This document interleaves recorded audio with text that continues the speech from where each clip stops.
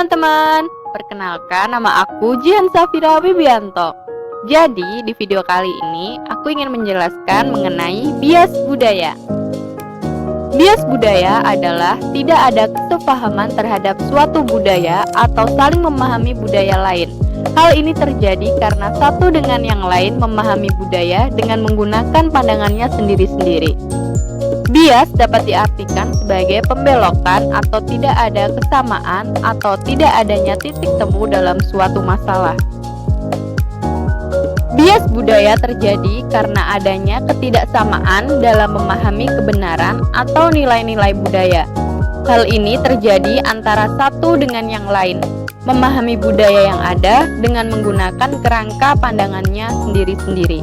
Ketika dua orang berbeda budaya bertemu dan berkomunikasi baik dengan bahasa verbal maupun bahasa tubuh, komunikasi yang efektif terjadi apabila memiliki banyak kesamaan. Sebaliknya, komunikasi yang terjadi di antara dua pihak yang memiliki banyak perbedaan sulit untuk berjalan efektif. Disinilah terjadinya bias budaya. Faktor terpenting yang mendasari bias ini adalah kecenderungan kita untuk meremehkan, bahkan mengabaikan informasi yang relevan. Misalnya data tentang frekuensi aktual dalam kelompok tertentu, dan fakta statistik abstrak lain, dan lebih memerhatikan bukti yang lebih menonjol dan konkret meski tidak reliable. Di samping itu, faktor terpenting lainnya penyebab terjadinya bias budaya antara lain yaitu: yang pertama, komunikasi dan bahasa. Sistem komunikasi verbal maupun nonverbal membedakan suatu kelompok dari kelompok lainnya. Terdapat banyak sekali bahasa verbal di seluruh dunia ini. Demikian pula dengan bahasa nonverbal. Meskipun bahasa tubuh atau nonverbal sering dianggap bersifat universal, namun perwujudannya sering berbeda secara lokal.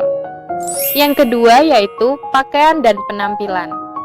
Pakaian dan penampilan ini meliputi pakaian dan dandanan luar, juga dekorasi tubuh yang cenderung berbeda secara kultural.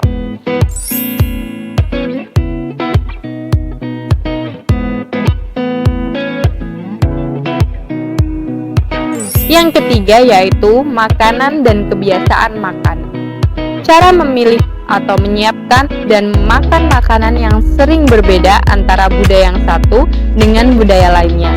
Subkultural juga dapat dianalisis dari perspektif ini, seperti ruang makan eksekutif, asrama tentara, ruang minum teh wanita, dan restoran vegetarian. Contoh lainnya yaitu cara makan orang Korea yang selalu menggunakan sumpit dan sendok, sedangkan Amerika lebih ke menggunakan garpu dan pisau. Yang keempat yaitu waktu dan kesadaran akan waktu. Kesadaran akan waktu berbeda antara budaya yang satu dengan budaya lainnya. Sebagian orang tepat waktu dan sebagian lainnya merelatifkan waktu. Contohnya, negara Korea dan Thailand yang terkenal akan ketepatan waktu ketika mereka menghadiri acara ataupun membuat janji. Berbeda dengan orang Indonesia yang kebanyakan merelatifkan waktu. Yang kelima yaitu ada penghargaan dan pengakuan. Suatu cara untuk mengamati suatu budaya adalah dengan memperlihatkan cara dan metode memberikan pujian bagi perbuatan-perbuatan baik dan berani, lama pengabdian, atau bentuk-bentuk lain penyelesaian tugas. Yang keenam yaitu hubungan-hubungan. Budaya juga mengatur hubungan-hubungan manusia dan hubungan-hubungan organisasi berdasarkan usia, jenis kelamin, status, kekeluargaan, kekayaan, kekuasaan, dan kebijaksanaan. Yang ketujuh yaitu nilai dan norma. Berdasarkan sistem nilai yang dianutnya, suatu budaya menentukan norma-norma perilaku bagi masyarakat yang bersangkutan. Aturan ini bisa berkenan dengan berbagai hal, mulai dari etika kerja atau kesenangan hingga kepatuhan mutlak atau kebolehan bagi anak-anak. Dari penyerahan istri secara kaku kepada suaminya hingga kebebasan wanita secara mutlak. Yang kedelapan yaitu ada rasa diri dan ruang.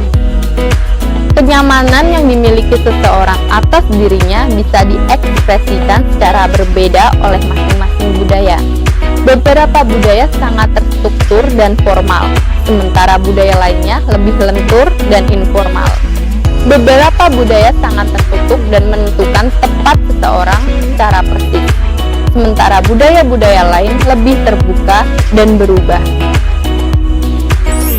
Yang kesembilan yaitu proses mental dan belajar.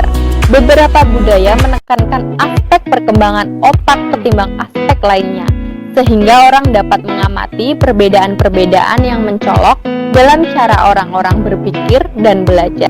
Yang terakhir yaitu kepercayaan dan sikap. Semua budaya tampaknya mempunyai perhatian terhadap hal-hal supranatural yang jelas dalam agama-agama dan praktek keagamaan atau kepercayaan mereka.